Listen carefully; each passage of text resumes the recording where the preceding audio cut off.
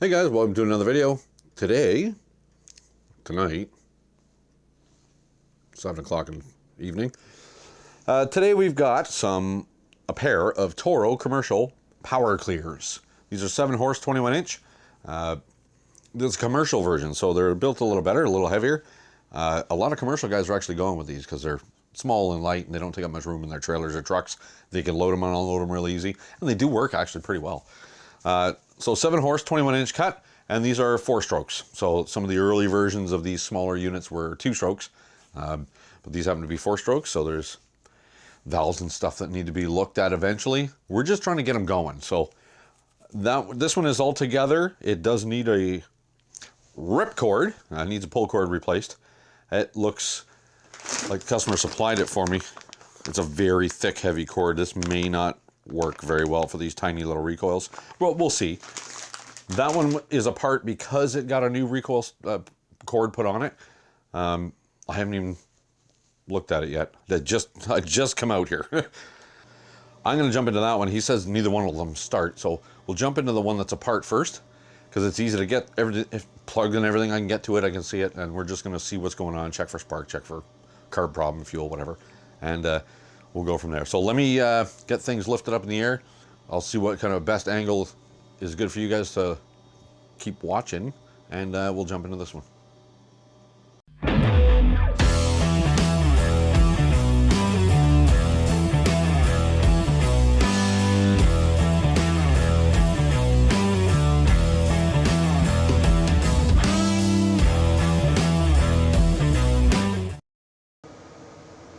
All right, here's what we know so far. It's got this ugly Bosch spark plug in it. Ugh. Now, we know it doesn't start. Let's just change that plug. So we've got an NGK here. I like that flavor of plug better anyways. I want to check for spark. So we'll set that against something metal. You guys are not going to be able to see it because I can barely see it when I'm pulling on it. So what do we got here? Okay, this should do. Ignition switch is on. The plug is out of the head, so it should fire. Or it should spark anyway. There we go, we got a spark. Now I did try before with a Bosch. I know, off camera. But I did try with a Bosch, and I got no spark out of that Bosch. None. Probably what the issue was. It looks original, so we're gonna change on that. Oh yeah, now she's stuck. Give me my plug back. Come on. So the cord is, like I thought on the other unit there, that cord is very thick. It doesn't all like to go back into the rewind. This one has been replaced on already. With the same cord, actually. It's very thick, so it doesn't want to all fit back into the spool. So it means you can only get so much in it, which means you can only get so much pull. So the pull is kind of short on it. I'm not really going to mess too much with it. I'll give him a call and let him know what's going on with it anyways, but first I want to hear it run. I don't know when the last time this thing ran. Either one. I don't have a history on that. But I did check the oil's got some in it. It's a Honda clone. It's a Toro branded engine, but it's a Honda clone. I don't know exactly who made it, but they're all similar anyways. Got some petrol in it? Yeah. We got a choke. Yep. On. Well, let's see.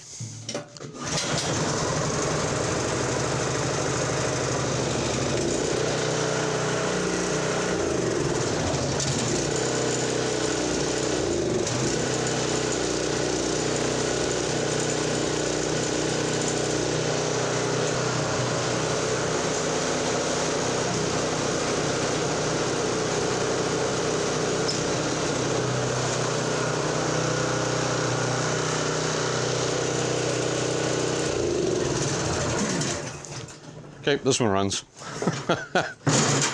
Bad plug. Stick with the basics.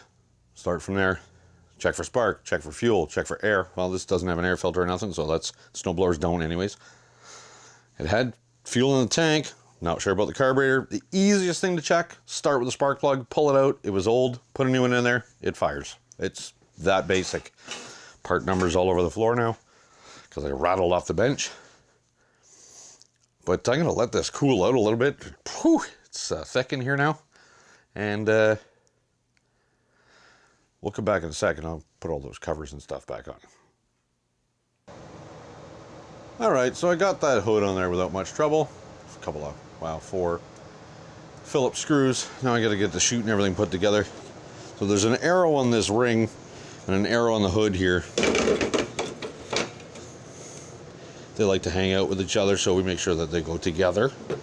And then this ring, so that's got an offset. The chute goes out the front. It's a deflector thing.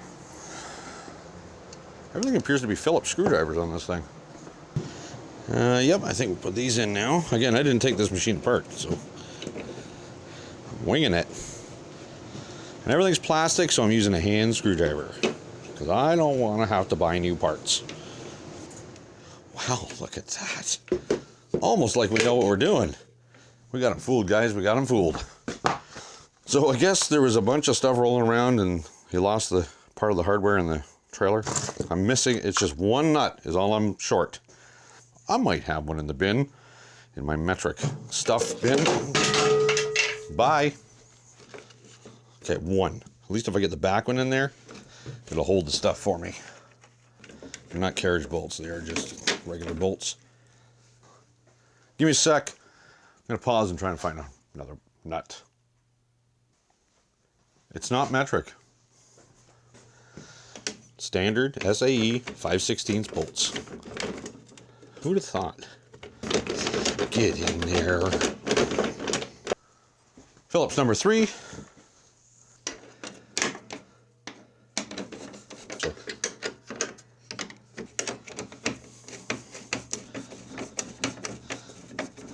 Well, in a second, this machine will be ready to go.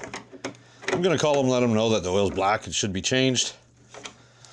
But yeah, we'll move on to his other one first and see if we can get that one running.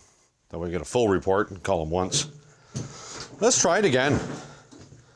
Never know, it could have been a fluke.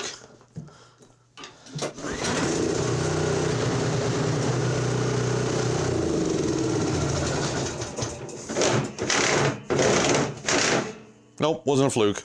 We fixed it. This one's done.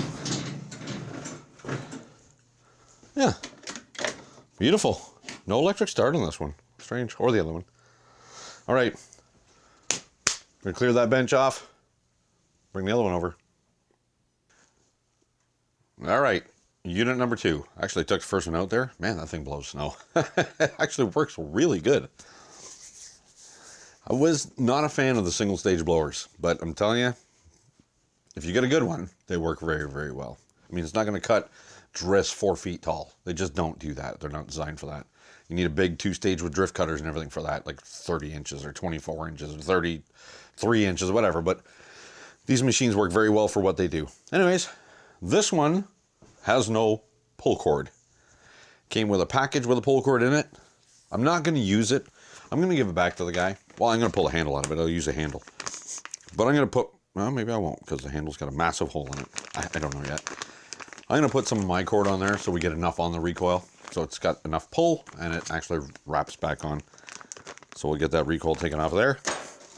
Well, we know it's only 7 screws to get the whole top off this thing. While we're in there, we'll replace that spark plug, probably original. There was a Bosch F7 RTC. So a Bosch F7 RTC crosses over to a NGK BPR 6ES, in case you guys are wondering. These are torch spark plugs. I don't care what they say on them. It's got torch numbering and they work like torches and they last as long as torches. Right, Bruce? Torch spark plugs. Let's get this thing off here.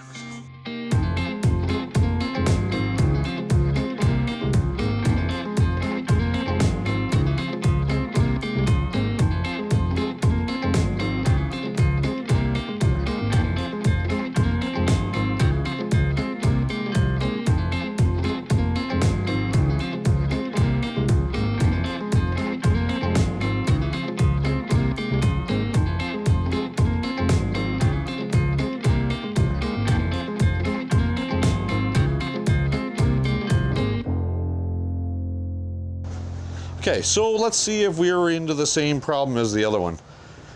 Well, we can't really tell for sure yet, but let's pull the plug. Oh, it's the same level of rustiness as the last one. It says Bosch on it like the last one. Might as well just stop right here and get me a BPR 6ES. Yeah. Gap on these is 30 thou. We'll gap that.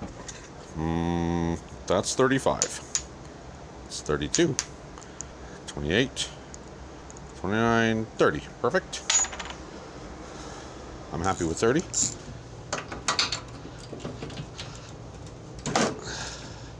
Whether it's got spark or not, it's getting a new plug. Yeah, I can see the recoil's pulled right out of it. Can we wiggle that off without taking the fuel tank? I think so. Well, this wasn't as bad as the other one.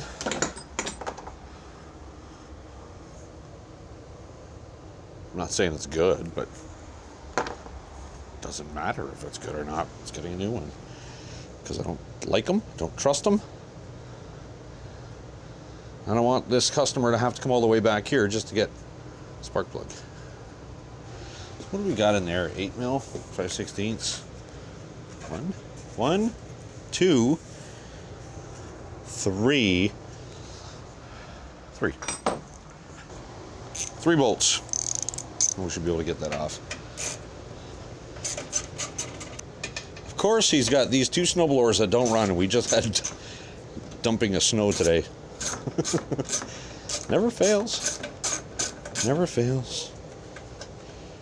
Usually, my experience in this shop, usually the problem is last year's fuel. Change those. Get off that extension there. Usually, it's last year's fuel.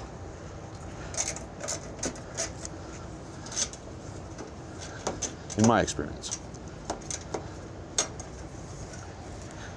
And a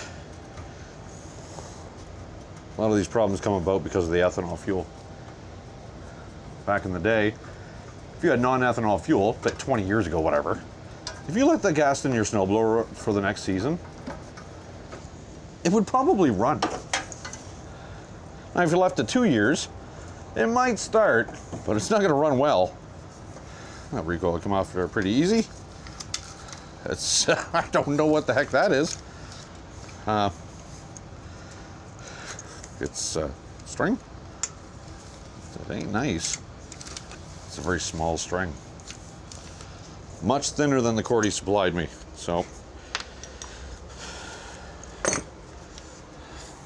much thinner.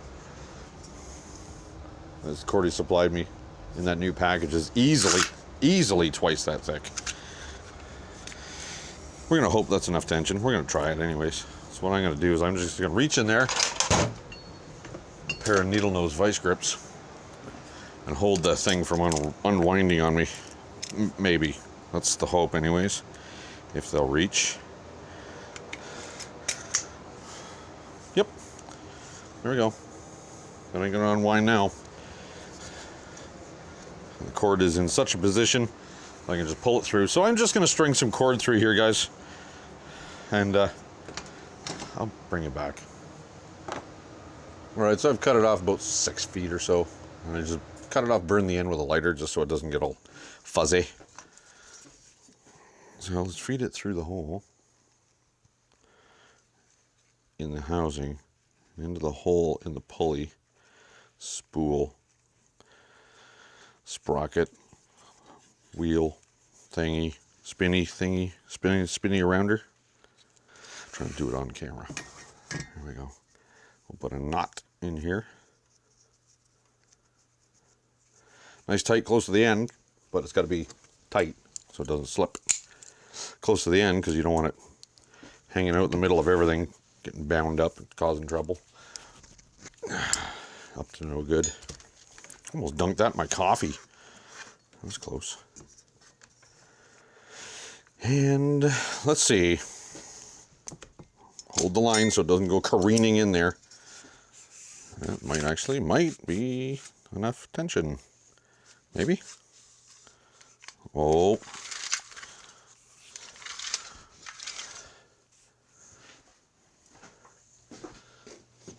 you know what? It might just be a little bit too much rope, because it's just not retracting all the way. But that's okay. I mean, I'll cut this much off, because it does, let's say I install the handle here. It is actually out here when it's sitting in the machine. It's got a bit of a distance to go to. So I would just cut maybe that much off of it. Gives us enough pull. Like, I mean, I can't reach end to end, and you can't see half of what I'm doing. I can't reach end to end. It's still got extra on it. I'm going to cut the end off of that. And put a handle on it. Yeah. I'll use this handle.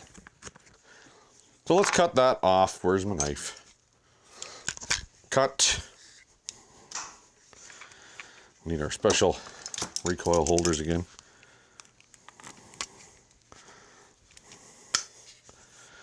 Okay, the coffee out of the way. There we go. You can look back down here.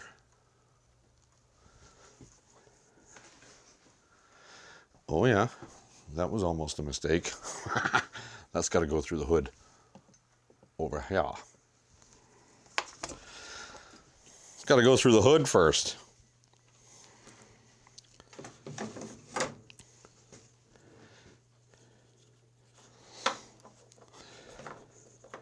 And then up in here.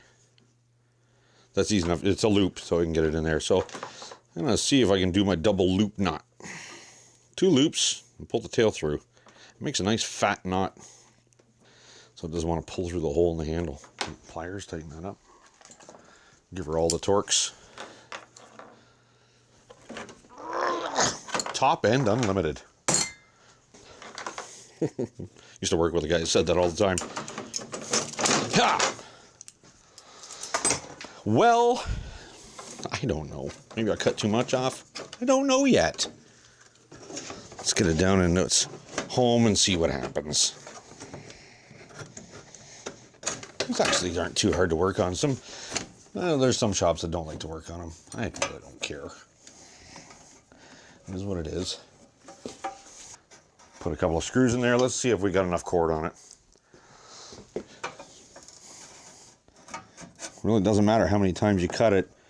It's still going to be too short. Just one screw. I just need one screw just to hold it.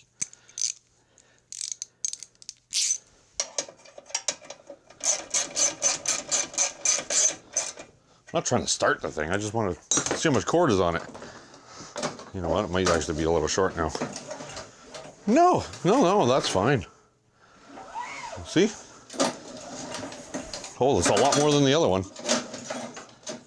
And this is going to live up here. It's perfect. Let's get the other screws in there. Then we can actually pull that cord and check for spark. Oh, we're just going to pull it and see if it runs. It's got a new spark plug in it. It can't need anything else. I'm going to check the oil. It does have gas in it. I don't know how old it is, what year it is. I don't know. I'm going to check the oil, make sure there's some in it. Enough in it. It's not going to get hurt. As far as I know, these don't have a low oil level shutoff. I didn't see any switch for it. I don't know if it does or not. 2 dipsticks on these. Oh, one at the front here was nice and tight. The one at the back is hanging out of it. Very little oil in it. Very little. We're going to top that up. It could get changed, but I'm going to put some in it. I don't want to run it without enough oil in it. I want to run it. So these take 10W30. Well, they call for some synthetic 0W537s. I just put 1030 in them. Let's see if we can get you a better picture of that. So that funnel came with a piece of equipment that I bought brand new. I know, that's weird. I bought brand new equipment. I usually buy or get old stuff that doesn't run and needs to be rebuilt. But no, I bought a brand new 2-inch semi-trash pump, and it came with this funky funnel. It's weird. But it works perfect for this type of thing because it's got the same style engine on my water pump. Honda clone.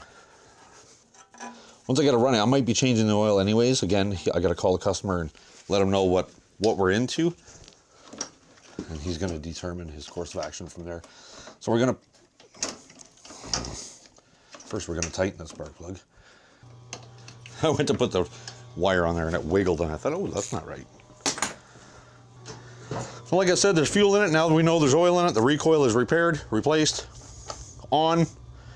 Give her some choke, some primes. Cross your fingers. Uh-oh. The other one fired on the first pull.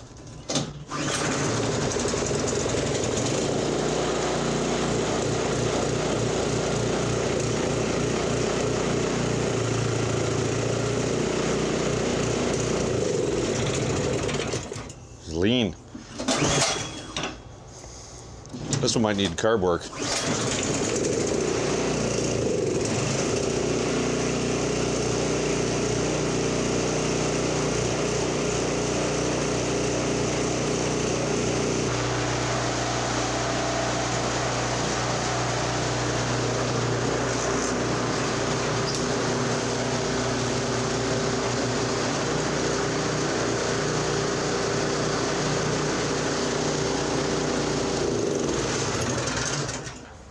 It is running a little bit lean when it was cold. If I shut the choke off right away, what would happen is it would just die out and I have to rip the choke back out. But as soon as it warmed up a little bit, it was fine. So I'm gonna put a little dash of my favorite sauce in there, seafoam. And I'm gonna take it outside and I'm gonna run it a little bit anyways once I get the covers on. I think it'll be just golden. It actually runs not bad. Not bad once it's warmed up. Let's get the hood on there and all the other assorted stuff. I'm gonna run it some and I'm gonna give him a shout, let him know that they're running and see if he wants me to go ahead and do a maintenance on there that it needs. Snug. It's all in plastic, so it doesn't need to be tight. They are nylock nuts, so they're not gonna vibrate off. Snug. That's that.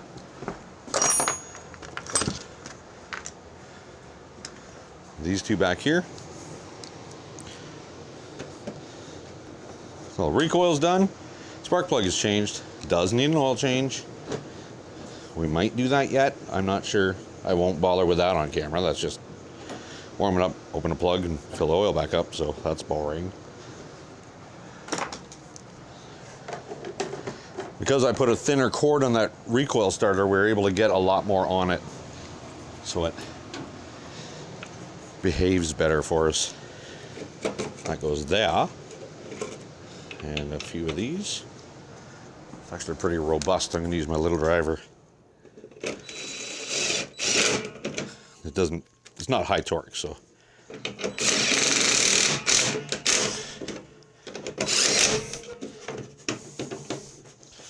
There we go. And we need the chute. So it needs another bolt here. Through the adjustment handle. Through the chute. Well, I looked at the model and serial when I was looking for a parts manual for it, just to make sure that actually what I was doing is checking to see if it had an oil shut off. I didn't see one on there, but I wanted to make sure, so I jumped online and found a parts breakdown for it. I wanted to make sure it did not have a low oil shut off. Because, I mean, you can check the oil to make sure the level is fine, but sometimes those switches go bad. And that'll give you no spark condition. Well, I usually check the switches or just do a quick bypass on them, unplug them. Let's see if it sparks then. It's the easiest thing to do. Quick diagnosis, quick way to check. Now, disabling that altogether is not a good idea because then you lose the advantage of a low oil shutoff. So if the switch is bad, just replace it. Don't let it run on bypass forever. There's a reason it's there. It's a good thing to have. Because most people don't, most average users of this type of equipment don't check the oil. They make sure that the oil in their car is changed out every every time it's supposed to, but they don't do anything with their small equipment.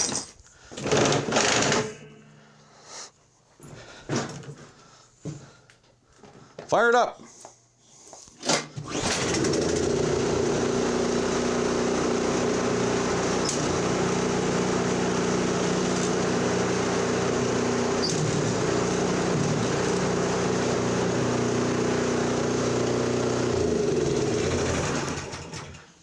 There we go.